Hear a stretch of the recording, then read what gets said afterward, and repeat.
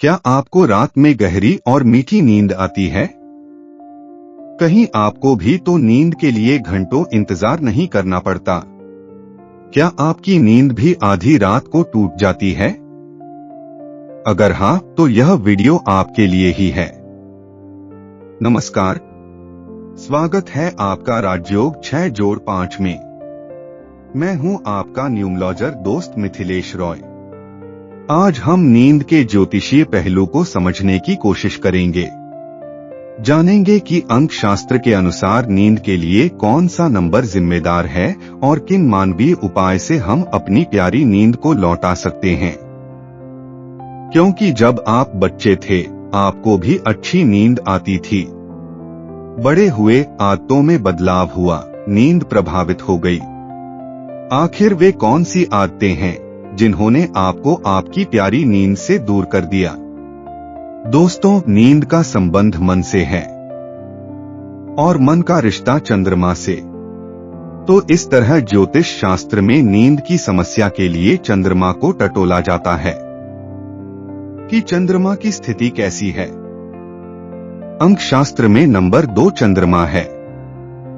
आपकी जन्मतिथि पर आधारित लूशू ग्रिड में कुछ अंकों की उपस्थिति, अनुपस्थिति और आवृत्ति से नींद, चैन और शांति का थाह लगाया जाता है।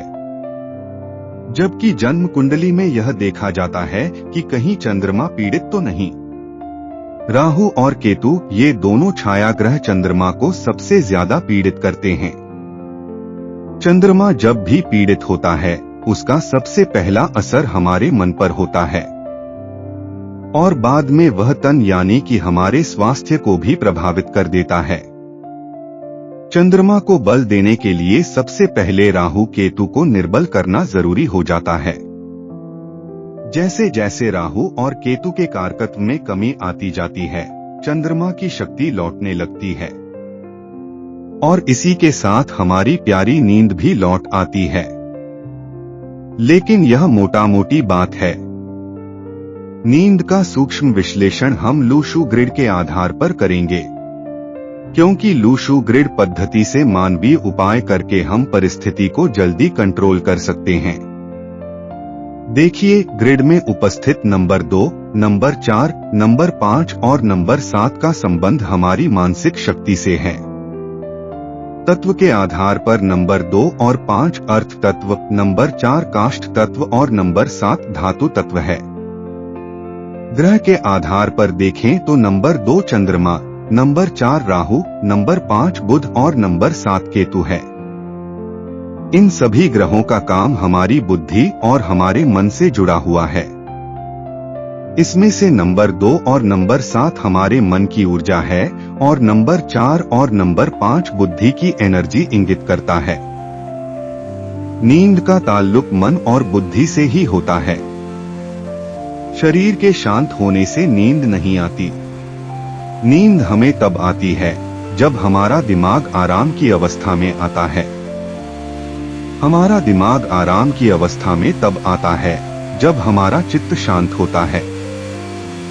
जब तक मन शांत नहीं होगा, जब तक दिमाग में विचार चलते रहेंगे, तब तक नींद की आगोश में हम नहीं जा सकते। तो इसके लिए हमें चारों नंबर को संतुलित करना होता है।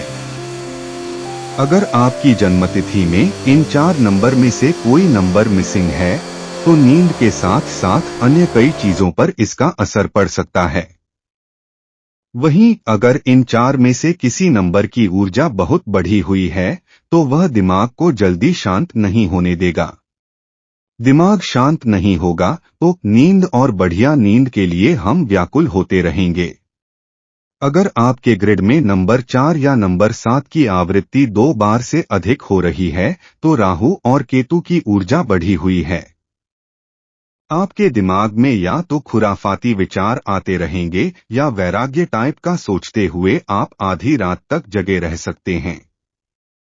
वहीं अगर आपके ग्रिड में नंबर 2 और नंबर 5 का रिपीटेशन हो रहा है, तो आपका मन बेचैन और बौद्धिक स्तर पर मस्तिष्क अशांत रह सकता है।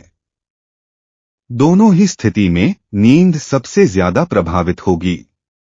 आपको अच्छी नींद आए, आप बढ़िया से सो सके, रात में बार बार नींद न टूटे, इसके लिए तो ग्रिड देखने के बाद ही सटीक उपाय बताई जा सकती है।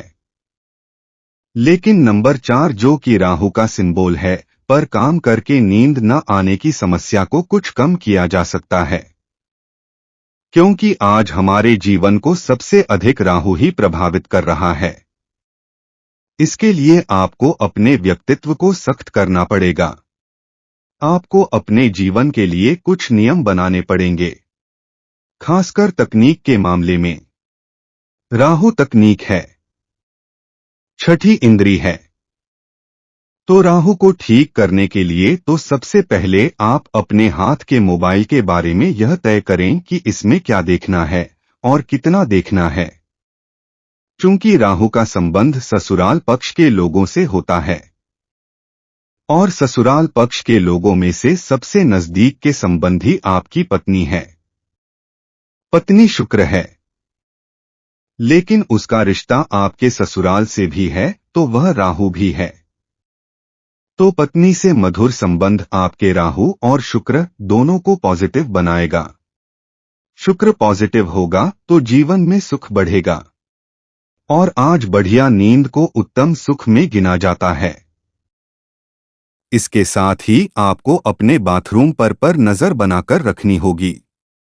बाथरूम साफ रहे, वहां पानी न जमा रहे, वहां से दुर्गंध न आ रहा हो, इस बात का ध्यान रखना होगा। क्योंकि बाथरूम ही राहु का वास स्थल है। अंत में चंद्रमा को संतुलित करने के लिए आप अपनी माता की सेवा करें। महादेव का स्मरण करते रहने से चंद्रमा शुभ फल देने लगते हैं, जबकि पानी की बर्बादी से चंद्रमा खराब होता है। इन छोटे छोटे उपायों से ही आपके पास आपकी प्यारी नींद लौट आएगी। अच्छी नींद किसी वरदान से कम नहीं। जीवन में अन्य सुखों के साथ साथ नींद का सुख भी ग्रहों की अनुकूलता पर ही निर्भर करता है।